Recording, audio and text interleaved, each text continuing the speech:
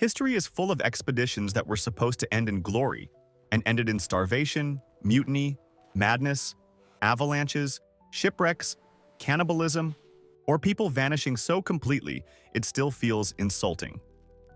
In this video, we're going through 32 of the most catastrophic expeditions in human history. From polar disasters and jungle disappearances to military marches so stupid they practically qualify as suicide with maps. 1. In 1860, Robert Burke and William Wills set off to become the first Europeans to cross Australia from south to north. They had money, camels, men, crates of gear, and the planning instincts of people packing for a garden party. Yes, they hauled along a heavy cedar dining table because apparently the outback is unbearable without proper furniture. What they did not manage to bring in the right quantity was food, which feels slightly more important in a giant lethal desert. Burke kept splitting the expedition, rushing ahead, then changing his mind like a man speed-running disaster. They actually reached the north, but the return trip turned into a starvation march. At the dig tree, the party meant to wait for them had left only hours earlier.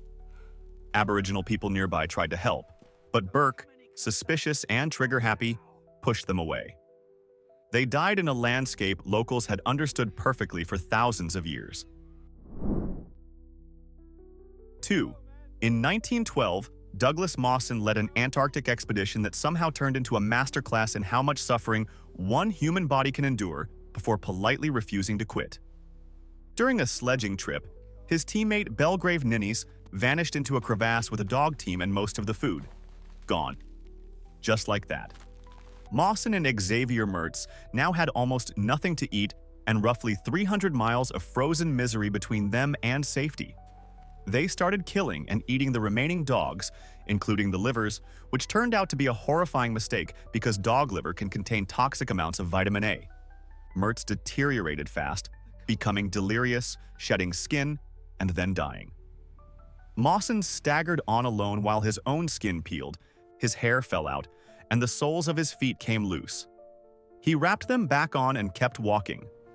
Then, after all that, he reached base just in time to watch his ship leave. Antarctica still got another winter out of him. 3.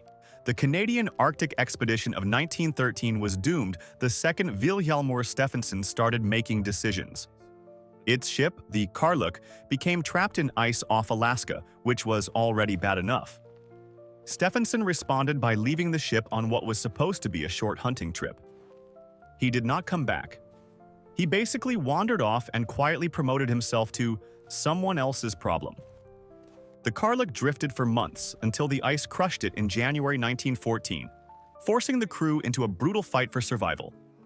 Captain Robert Bartlett then led them across the frozen sea to Wrangel Island through temperatures around -50 degrees. Men died from exposure, rotten food, madness, and one suspicious death that still raises eyebrows. Some simply walked away onto the ice and vanished. Bartlett later trekked to Siberia to organize a rescue for the survivors. 11 of 25 men died. Stephenson, naturally, went on writing books and blaming everybody else. 4. Maurice Wilson was an English veteran of World War I who came out of the experience with a deeply inconvenient level of confidence in fasting, prayer, and vibes. He became convinced that spiritual discipline could do basically anything, including getting him to the top of Mount Everest despite having zero climbing experience. His plan sounded like something invented during a fever dream. Fly a small plane to Tibet, crash it somewhere on Everest, then stroll to the summit powered by faith. Authorities told him not to. Wilson, being fully committed to nonsense, ignored them, slipped into India, disguised himself, crossed into Tibet, and started climbing alone in 1934. For a while, absurdly, he made progress, reaching around 7,000 meters. Then Everest reminded him that mountains are not impressed by mystical optimism. He froze to death in his tent, leaving diary entries full of exhaustion and frostbite. Climbers later found his body and buried him in a crevasse. Even now, the glacier occasionally gives him an encore. 5. In 1897, Swedish engineer Salomon August Andrée decided the best way to reach the North Pole was not by sled, ship, or any method involving control, but by hydrogen balloon. Because why trudge across ice when you can drift into catastrophe from the sky? The main issue was that Andrée had almost no real experience steering this balloon of his. The drag ropes meant to help guide it dropped off almost immediately after launch, which was not ideal if your plan depends on steering. So now, 3 Swedes were floating over the Arctic with no navigation, no real control, and a heroic amount of misplaced confidence. The balloon leaked hydrogen and crashed after only 3 days. The men survived, started hauling supplies across the ice, shot polar bears for food, and carefully kept journals. 3 months later, all of them were dead on a remote island. The exact cause is debated, but undercooked polar bear meat full of parasites was almost certainly not a health hack. 6. In June 1812, Napoleon invaded Russia with around 600,000 troops, the biggest army Europe had ever seen, and the general mood of a man who thought history was his personal employee. 6 months later, under 100,000 staggered back out. The Russians refused to give him the grand, decisive battle he wanted. Instead, they kept retreating and burning everything behind them: crops, villages, supplies, the whole menu. Napoleon reached Moscow in September, only to find the city going up in flames thanks to its own people. He then sat there for 5 weeks waiting for a surrender that never came, which is a bold strategy when winter is loading in the background. Once retreat began, everything collapsed. Temperatures plunged, horses died by the thousands, wagons were abandoned, and starving soldiers chewed on leather like it was cuisine.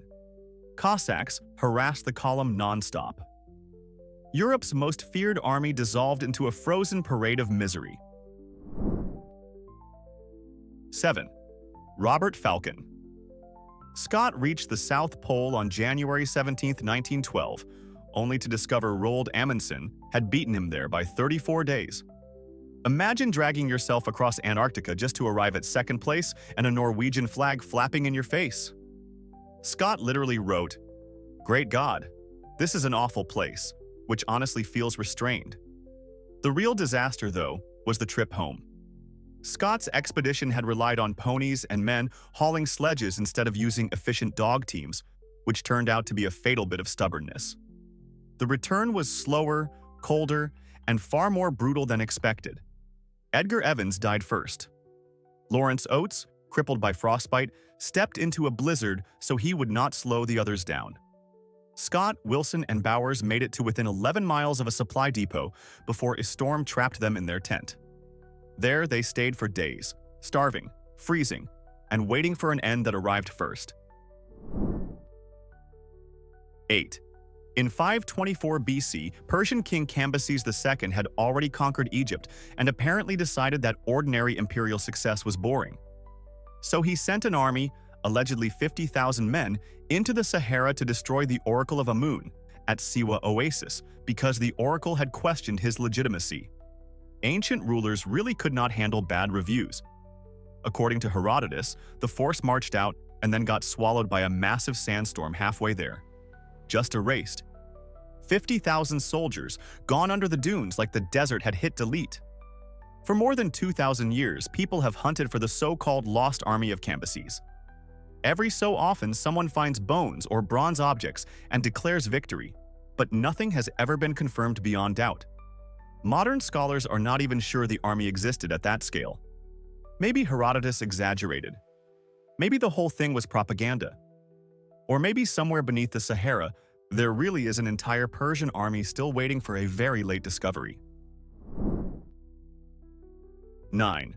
In 1212, waves of young people in France and Germany became convinced they could succeed where armed crusaders had failed. Their logic was painfully simple. Adults had swords, greed, and bad judgment, but children had innocence, faith, and apparently the expectation that the sea itself would cooperate. The idea was that they would march to the Mediterranean, the waters would part, and they would peacefully reclaim Jerusalem. History, as usual, had other plans. Most never even got that far. Many died crossing the Alps from cold, hunger, and disease. Those who reached the coast expecting miracles found merchants who were far more interested in profit than piety. Some accounts claim many were tricked onto ships and sold into slavery in North Africa.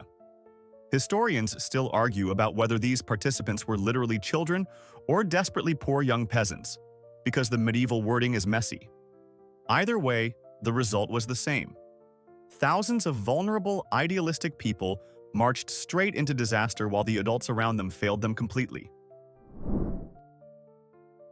10.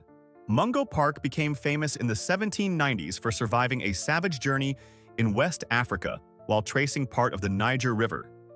He was robbed, sick, captured, nearly ruined, and somehow turned that nightmare into a best-selling book. Reasonable people might have treated that as enough adventure for one lifetime. Park, however, decided to try again. His second expedition in 1805 was supposed to be better equipped and properly organized. It was neither of those things. He started with about 40 Europeans, and by the time the group reached the Niger, only 11 were still alive. Dysentery, malaria, exhaustion, and the environment took the rest with depressing efficiency. Park kept going anyway, built a rough boat, and headed downstream. He was last seen alive near Bussa Rapids.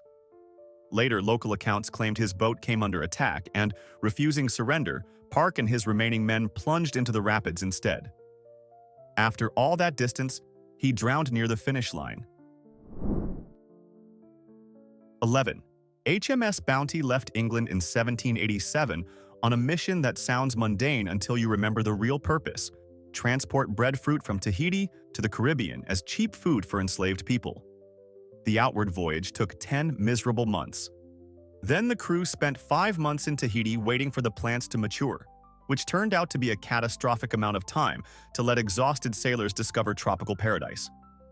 Warm weather, fresh food, local hospitality, romance, no endless screaming wind, no miserable ship routine. Then Captain William Bligh announced it was time to leave. The crew reacted like people being dragged out of heaven and back into a floating prison. 3 weeks later, Fletcher Christian led the mutiny. Bligh and 18 loyal men were dumped into a tiny open boat with very little food. Somehow, Bligh then performed one of history's wildest navigation feats, guiding that boat more than 6,500 kilometers to Timor. Meanwhile, the mutineers ended up on Pitcairn Island and accidentally created a very strange legacy. 12. Colonel Percy Fawcett was a hardened British explorer, veteran of multiple Amazon expeditions, and fully convinced that somewhere in the Brazilian jungle there was a lost ancient city he called Zed. By 1925, at age 57, he was still obsessed enough to go looking for it one last time. Instead of bringing a large team, he took only his son Jack and Jack's friend Raleigh Rimal, believing a smaller party would move faster and avoid trouble. That was the last confident idea anyone heard from them. Their final message came from Dead Horse Camp, a place with the sort of name that really should have prompted a pause. After that, nothing. No letters, no bodies, no equipment, no clean explanation. The jungle simply closed over them. Over the decades, more than 100 people have died trying to solve the mystery. Fawcett went searching for a city swallowed by time and ended up becoming one himself. 13. Soyuz 11 looked like a Soviet triumph right up until the moment it became a nightmare in total silence. In June 1971, cosmonauts Georgy Dobrovolsky, Vladislav Volkov, and Viktor Patsayev successfully docked with Salyut 1, the world's first space station, and spent 23 days aboard. That set a new endurance record and made them stars before they even got home. Their return began normally. They undocked, descended, and then stopped answering radio calls. Nobody knew why. The capsule landed softly in Kazakhstan, parachute working, everything on the outside looking perfectly fine. Recovery crews rushed over expecting cheers, handshakes, and hero photos. Instead, they opened the hatch and found all 3 men dead in their seats. A tiny ventilation valve had opened too early during separation, depressurizing the cabin. The men were not wearing spacesuits because the capsule did not have room. They survived the longest mission anyone had flown, only to be killed by a part smaller than a coin. 14. Alexander the Great never lost a battle, which probably did not help his ego situation. In 325 BC, after conquering a ridiculous amount of the known world, he decided to march home through the Gadrosian Desert in today's southern Pakistan and Iran. Why choose one of the most brutal landscapes on Earth? Part logistics, part vanity, mostly vanity. Cyrus the Great was said to have lost an army there, and Alexander wanted to prove he could do better than a king who had been dead for centuries. The desert responded with a firm no. Days were scorching, nights were freezing, and water sources were scarce or filthy. Men died from thirst, disease, exhaustion, and contaminated water. Sudden floods swept through camps and drowned people in their sleep. Pack animals collapsed and were butchered where they fell. Historians estimate he may have lost tens of thousands of people, possibly most of the force that entered. No enemy army ever hurt Alexander that badly. Alexander did. 15. In May 1928, the Italian airship Italia actually managed to fly over the North Pole, which should have been the glorious part of the story. Instead, the disaster waited for the trip back. The airship crashed onto the pack ice, killing one crew member instantly and throwing several others, plus supplies, onto the frozen surface. Then the damaged airship, now lighter, floated back into the sky with 6 men still aboard and vanished forever. That alone is nightmare fuel, but the survivors on the ice still had to keep going, including expedition leader Umberto Nobile, who was injured in the crash. Against absurd odds, they repaired a radio and kept sending distress calls from a red-dyed tent meant to be visible from the air. For weeks, nothing. Then, a Soviet amateur operator finally picked up the signal from about 200 miles away. The rescue effort turned international and chaotic. Roald Amundsen joined the search and disappeared himself over the Barents Sea. This expedition managed to destroy rescuers too. 16. Ludwig Leichhardt was a Prussian naturalist who came to Australia, developed a reputation as a celebrated explorer, and also maintained a worrying habit of wandering into catastrophe. His 1844 expedition from Brisbane to Port Essington took 14 months instead of the expected 5 and burned through most of its supplies, but because he survived, the whole thing somehow improved his fame. Naturally, he decided the next logical step was something even bigger. In 1848, Leichhardt set out to cross Australia from east to west, about 4,500 kilometers of largely unknown interior, with 6 men, 50 bullocks, and enough confidence to fill a continent. He was last seen at a station on the Darling Downs in April of that year. After that, absolutely nothing reliable. No bodies, no journals, no camp, no wreckage, no final note. Searchers later found carved trees, rumors, scattered objects, and Aboriginal accounts that might fit, but nothing conclusive. Australia's interior turned him from explorer into legend by simply refusing to give him back. 17. Richard Burton and John Hanning Speke were 2 of Victorian England's star explorers, which would have been useful if they had not also despised each other. In 1857, they set off from Zanzibar to solve one of geography's great puzzles by finding the source of the Nile.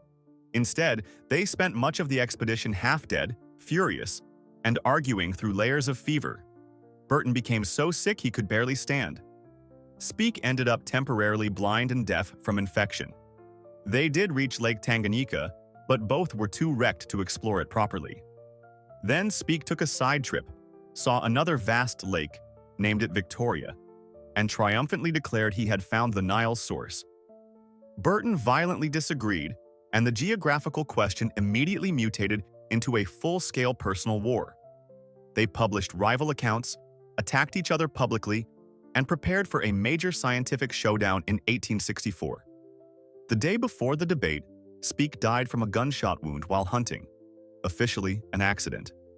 Unofficially, the mystery never stopped whispering. 18. In February 1959, 9 Soviet hikers entered the northern Ural Mountains on what should have been a difficult but manageable expedition. They were experienced, properly equipped, and following a planned route. Then they disappeared into one of history's creepiest case files. When searchers found their tent weeks later, it had been cut open from the inside, as if the group had panicked and fled rather than use the normal exit like calm human beings. They ran into freezing darkness without shoes or proper clothing. Some bodies later found nearby showed classic hypothermia. Others had shattered ribs and crushed skulls without major external wounds, which only made the whole thing worse. One woman was missing her tongue and eyes, giving the mystery an extra layer of nightmare that it frankly did not need. Soviet investigators blamed an unknown compelling force, which sounds suspiciously like official language for "we have no idea." Later inquiries leaned toward avalanche. Plenty of researchers still are not convinced. 19. In 1904, Russia sent its Baltic Fleet halfway around the world to fight Japan, creating one of history's finest examples of how a military expedition can fail before even reaching the enemy. The chaos started almost immediately when nervous Russian gunners opened fire on British fishing boats in the North Sea because they convinced themselves tiny trawlers were Japanese torpedo craft. In the North Sea, Britain was understandably unimpressed and nearly joined the disaster. Then the voyage became a floating circus. Sailors collected exotic pets at ports, including venomous snakes that escaped and bit people, because clearly morale needed more reptiles. Ships rammed each other. One vessel accidentally fired on another Russian ship during training, and bizarre accidents kept thinning the fleet. By the time they finally reached East Asia after 7 exhausting months, morale was gone and competence had followed it overboard. At Tsushima, Japan obliterated most of the fleet in about a day. 7 months of slapstick humiliation ended in one quick naval funeral. 20. The Belgian Antarctic expedition of 1897 was supposed to produce science and prestige. Instead, it accidentally became a prototype for a frozen psychological horror film. Under Adrien de Gerlache, the Belgica pushed deep into Antarctic pack ice and got trapped there for 13 months, becoming the first expedition to survive an Antarctic winter. Survive is doing generous charity work in that sentence. Once the polar night arrived, endless darkness started eating at everyone's mind. Men sank into depression, paranoia, hallucinations, and a weird mental fog that made simple tasks feel impossible. One sailor became convinced the ice itself was alive and plotting against them, which sounds irrational until you remember he had spent months locked in darkness on a drifting prison ship. The cook broke down completely. Even the cat turned hostile. The unlikely savior was ship's doctor Frederick Cook, who forced the crew to eat raw penguin and seal meat to fight scurvy, and basically improvised light therapy with fire. He was treating polar madness before anybody even had proper words for it. 21. Sir Walter Raleigh spent years chasing El Dorado, the legendary city of gold supposedly hidden somewhere in South America, despite the small problem that it did not exist. His first expedition in 1595 brought back no treasure, just stories, optimism, and jungle-flavored disappointment. King James I was not exactly dazzled, but Raleigh got one more chance in 1617, this time under clear orders not to attack Spanish territory. That instruction lasted about as long as you would expect from a desperate aging adventurer with a fantasy city stuck in his brain. Raleigh sent his son Wat on a raid against a Spanish outpost. The raid achieved nothing useful except getting Wat killed and turning the whole mission into a diplomatic disaster. No gold appeared. No miraculous city emerged. Raleigh returned to England with an empty hold, a dead son, and a broken royal promise. He was arrested and executed in 1618, effectively paying with his life for believing too hard in a map-shaped hallucination. 22. Otto Nordenskjöld's Swedish Antarctic expedition of 1901 managed the rare trick of going wrong in almost every possible direction while still keeping nearly everyone alive. The expedition ship Antarctic dropped Nordenskjöld's shore party on Snow Hill Island and sailed off to continue exploring before winter closed in. It never made it back. The ship became trapped, crushed by ice, and sank in 1903. Suddenly, there were 3 isolated groups stranded across Antarctica with no clue whether the others were alive. Nordenskjöld's original party, a relief team dropped to look for them, and the crew from the wreck. Everyone spent months surviving separately in conditions ranging from bleak to murderous. They built shelters from stone, lived on a steady diet of penguin and seal, and endured the Antarctic winter with only stubbornness and luck for company. One man died of heart trouble. Everyone else somehow made it. Then, in November 1903, an Argentine naval vessel arrived and by extraordinary good fortune located all three parties within days. That level of relief probably rewired brains. 23. In June 1924, George Mallory and Andrew Irvine left their high camp on Everest and climbed into one of mountaineering's most stubborn mysteries. Another climber spotted them high on the mountain through a telescope, moving strongly, and then the clouds rolled in and effectively stole them from history. Neither man returned. Ever since, the great question has been whether they reached the summit nearly 3 decades before Hillary and Tenzing. Mallory was the veteran, famous for the line, "Because it's there." Irvine was the young engineering talent, keeping their crude oxygen system alive. And crude is being polite. They were climbing in layers of wool and tweed with gear that modern climbers would regard as a death wish. In 1999, Mallory's body was discovered at 8,5 meters, torn by wind and showing injuries from a terrible fall. But nobody could prove whether he fell while ascending or descending. Irvine's body, and especially the camera he likely carried, remain missing. Everest still refuses to answer one of its most famous questions. 24. The USS Jeannette sailed from San Francisco in 1879, chasing a theory so optimistic it practically counts as fantasy. The idea was that warm Pacific currents created an open, ice-free sea around the North Pole. They did not. Instead, the ship became trapped in pack ice near Siberia and drifted helplessly for almost 2 years, while reality repeatedly punched the expedition in the face. In June 1881, the ice finally crushed the ship, forcing the crew to drag supplies and boats across the frozen ocean toward the Siberian coast.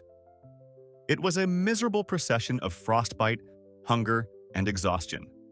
Men kept dying. When they finally reached open water, storms split the 3 boats apart. One disappeared entirely with 8 men aboard. Commander George DeLong reached the Siberian coast only to land in a barren region with no rescue waiting and almost no hope. His party slowly starved. The final journal entries became heartbreakingly brief. When searchers found him, he was still preserving the expedition's records with his last strength. 25. In 1820, the American whaler Essex was hunting sperm whales in the Pacific when one whale decided it had absolutely had enough of the arrangement. A massive bull sperm whale, estimated at around 85 feet long, rammed the ship twice and sank it. That alone should have made the story unforgettable, but it only opened the door to something much worse. The 21 survivors escaped in 3 small boats with very little food and then made a catastrophically bad choice.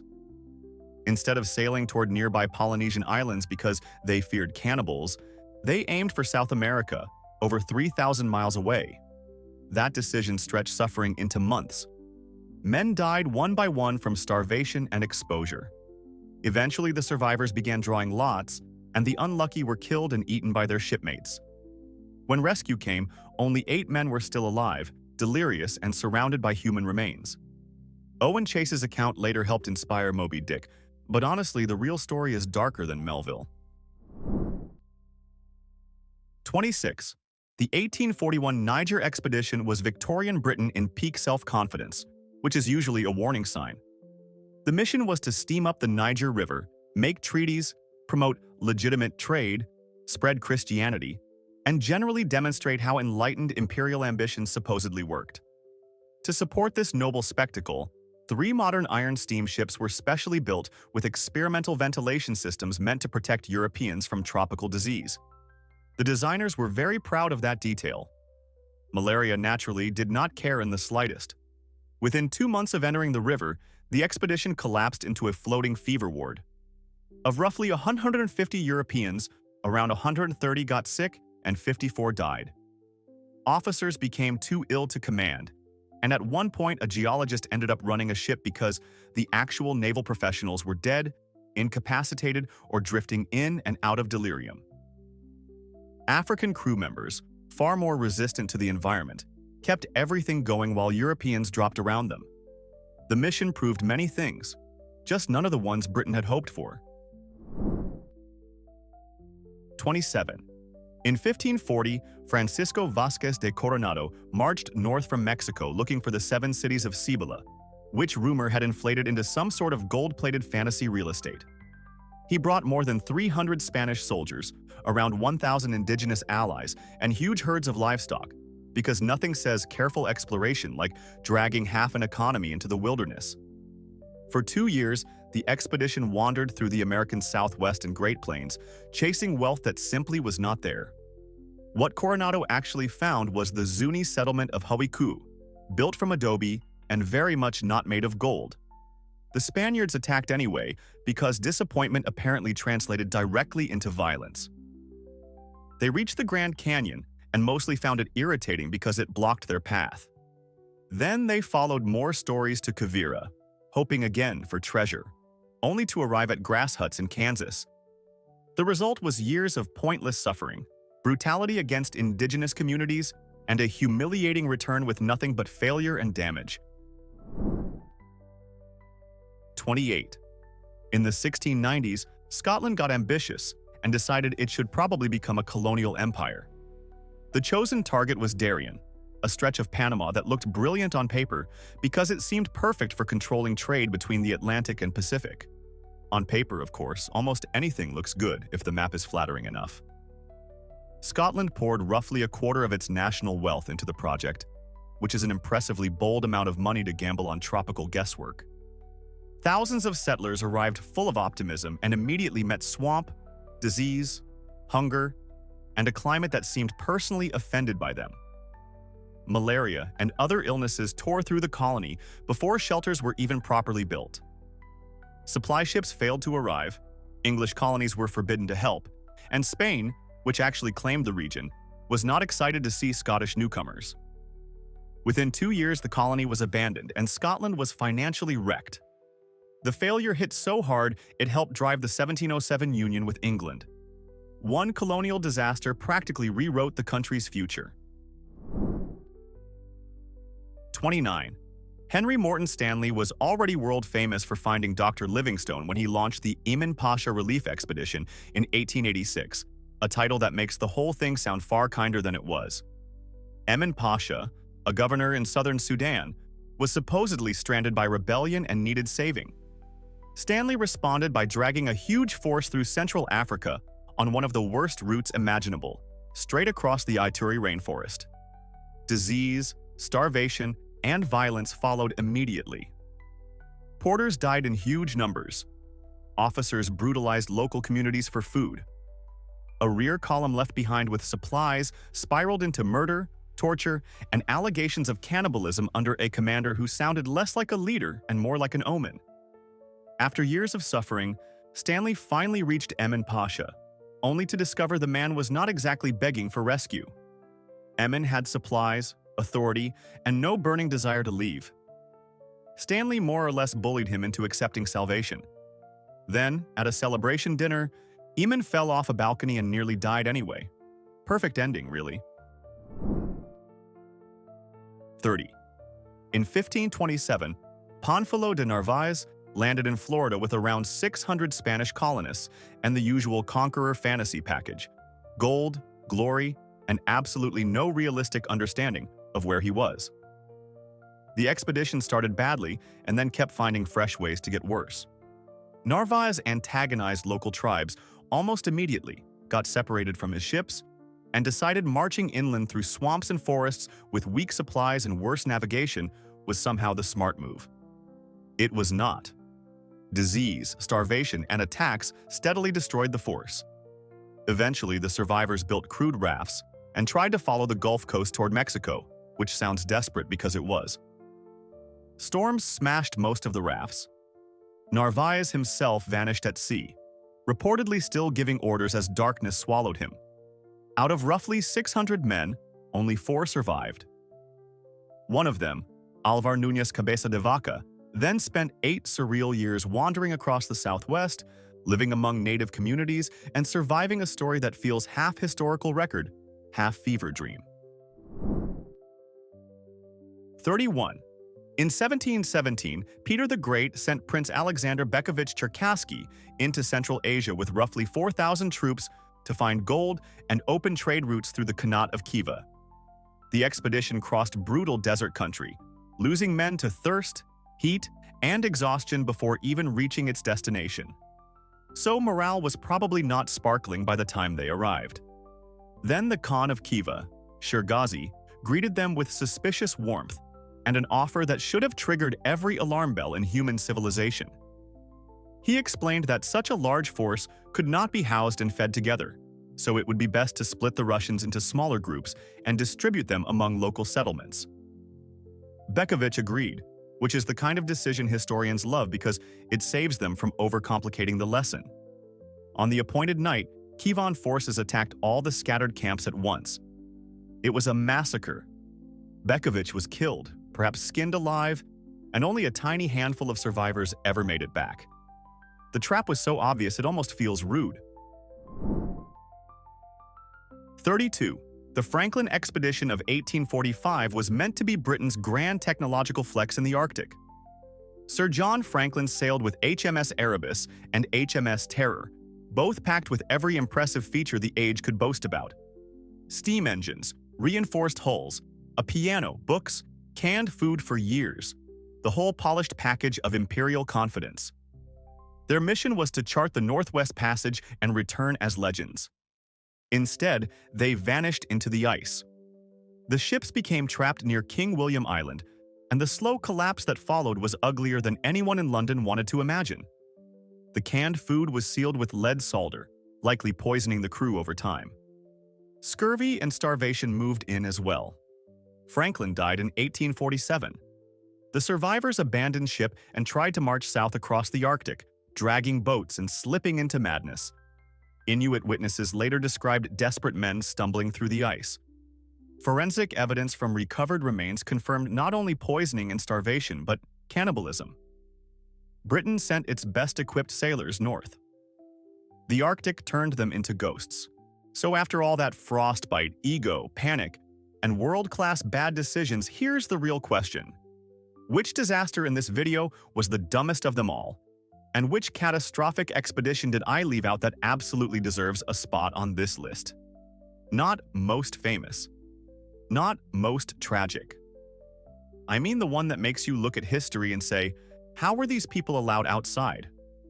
Drop it in the comments, like the video, subscribe, and come back for more historical chaos.